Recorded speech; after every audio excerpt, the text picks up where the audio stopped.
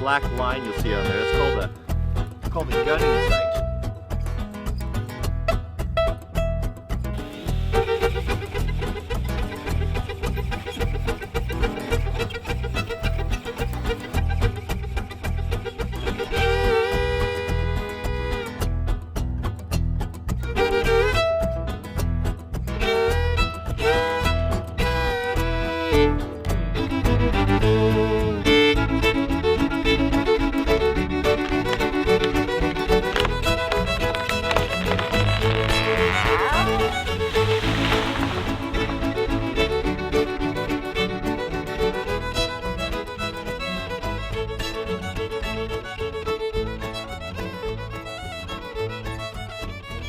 So welcome back everyone. There seems to be a pattern here. The last video we did was a tree video as well. This is my friend Eric, and you've got some trouble trees. I do. We have 4 on this property that have been deemed dying by an arborist. So we would like to take them down before they fall down on the house. And some of them, it looks like maybe the roots were disturbed by some excavators or something. Exactly. There was renovation done, a new yard created, a new flat area that didn't exist before, and in the process, the what do you call that? The flare of the trunk? Yeah. The root flare was covered up, so the trees are dying.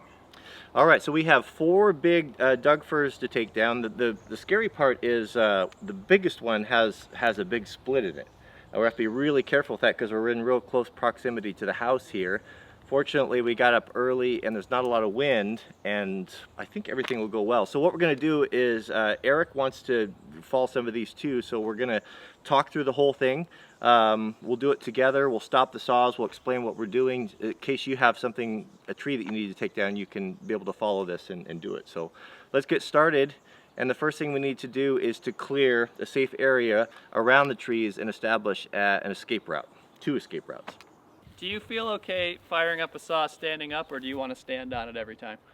So this question comes up all the time. So, of course, the manufacturer says you're supposed to do this, and nobody does it. It's just not realistic. The Forest Service realized that, and that no one was going to do that, so they've adopted this. The safest way to do it is engage your brake, put it between your legs like this, and start Across the body, eh? Yep.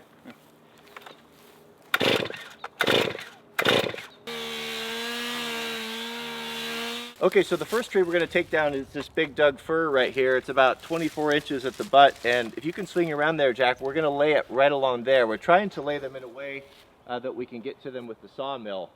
So what I thought we'd do, Eric, is we'll take this one down together, and then we've got another one up there, and I'll have you do that and show how you can do even big trees with the smaller bars. Eric cleaned out all around the tree, and that's really important. One thing we want to establish is our safety zone or escape routes. And the best place you can hide is behind a tree. So we have a pretty good idea where this tree is going to go. It's pretty symmetrical. We shouldn't have any problems. We don't have any wind or any excessive lean. We have a tree right there. So our escape route, if everything goes pear-shaped, we're going to go out. So the ideal, if the tree is going to fall this way, your escape routes are usually at 45 degrees or 30 degrees out the back way is the best way. So if things get bad, that's go for behind that tree, and we'll just go with that.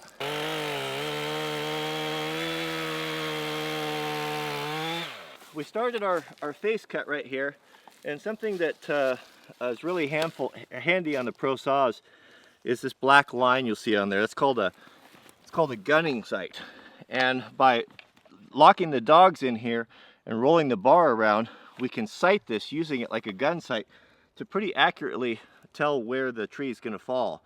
Now our first cut, we want to usually be around 1/3 of the way through the tree. Now we're not going to use a humble cut. We're going to do more of a traditional top-notch cut. Both are fine. Usually the humbled cuts where they come up underneath are done by commercial fallers because it maximizes yield, and it's an economic thing. It's a little bit more difficult to do as well. So that's about right. If you come over here to the side, Jack, you'll see that we are indeed about 1/3 of the way through the tree. Over here, and here you can see on the other side, this is a 32-inch bar, and we're just barely coming through. And if you look over here, we'll see that we are a little bit over 1/3, but that's pretty good. So the important thing that we need to do now is to cut this wedge out and connect these 2 points. You're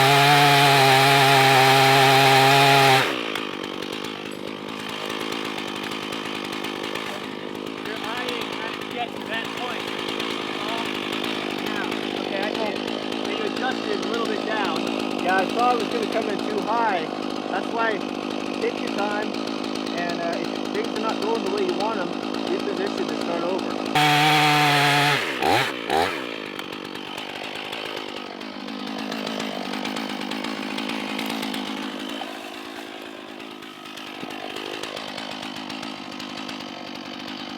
So here we've got our face cut, and one thing we want to be really careful with is this part right here. It's called we kind of got a Dutchman there, which is as the tree goes down, if there's any of this wood that's left down there like that, as the tree falls down, that will actually come in contact with the stump and lift the whole tree. It'll jack the whole thing up. It'll tear out our holding wood, then we can't control the tree.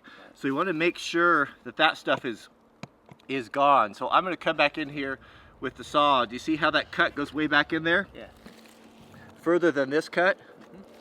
That's really, really bad. So we want to come up here a little bit. We'll come on and make sure we come all the way back. We have a nice clean cut. Will you take more of this off? I will. Here? Okay. Yeah. Look how far that axe goes back in there. Oh. I mean, that's that far. That's really, really dangerous. So we want to make sure that we deal with that.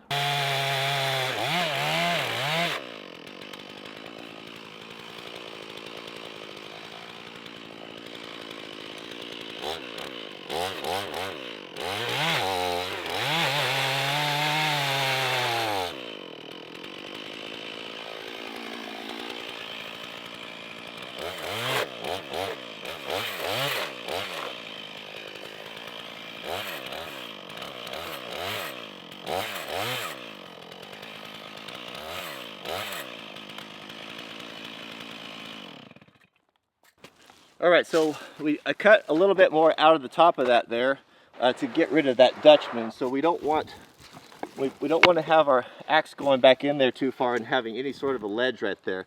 There's a little bit of overcut right there. I can deal with that. It's not a big deal. We'll just be careful to leave our holding wood.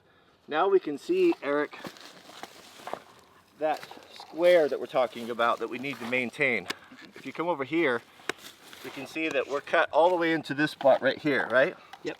The most important thing is if we just imagine a box,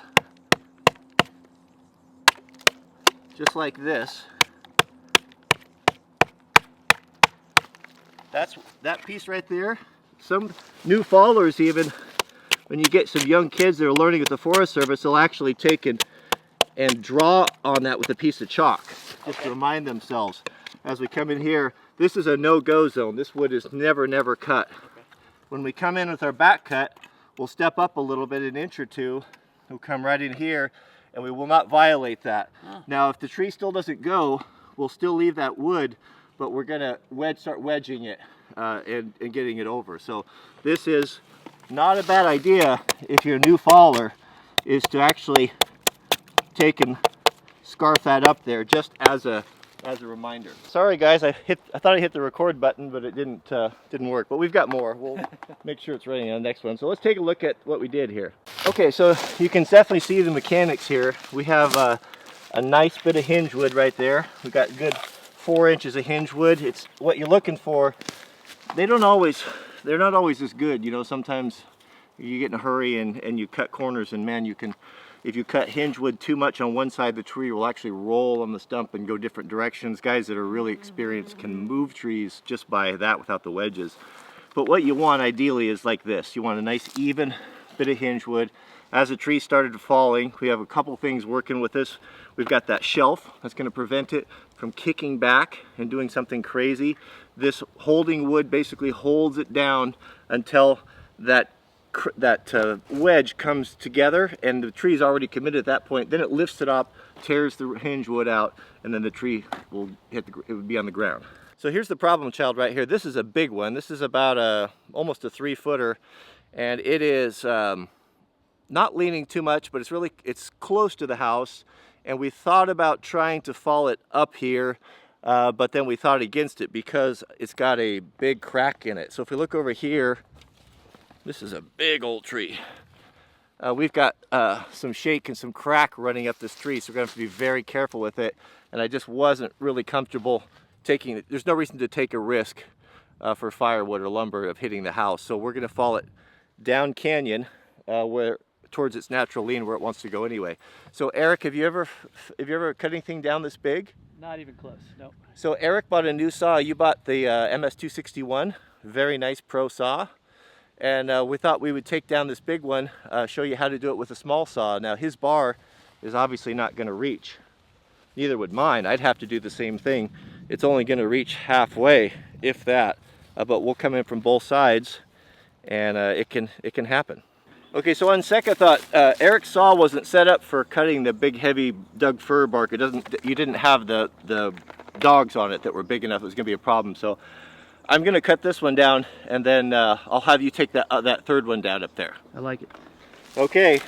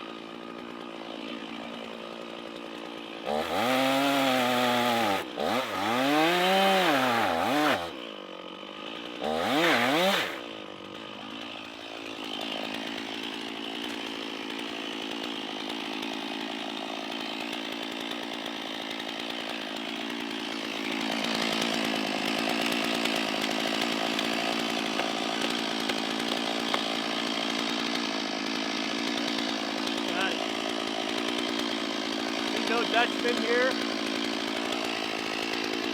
Got nothing that's getting harvest here. Got a nice clean corner.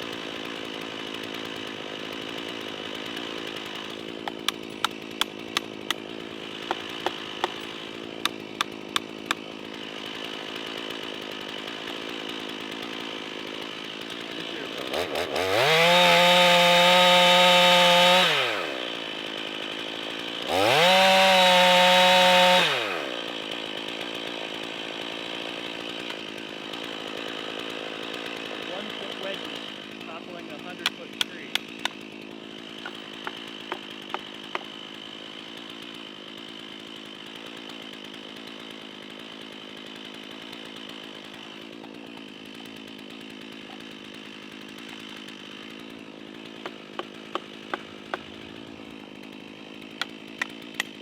The wind's picking up a little bit.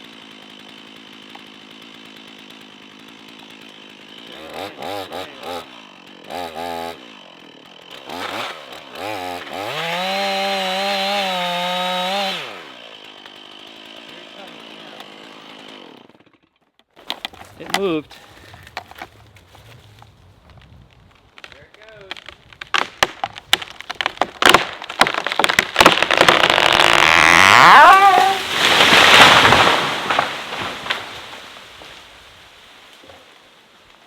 Well, that was the worst one.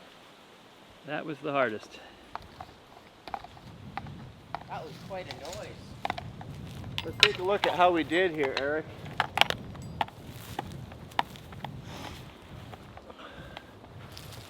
So fortunately, that shake that was in there was up above where we cut. This is actually, everything looks really sound here. We've got, as you can see, a nice consistent holding wood, a good 4.5 inches, a nice step, you know, 2 or 3 inches there. It was very controlled. It went exactly where we wanted it to go. So the wind started to pick up a little bit. You notice that? I was commenting that to the camera. Yeah, I was thinking that it was kind of wanting to push it back, but everything went really well. So you can't ask for more than that. Hey, well, we got the big saw here. Why don't we stump this? You want it stumped low to the ground? I was thinking of putting a chainsaw art sculpture on top. Oh, that's Let's always make a nice table out of it. Yeah, yeah, tasteful too.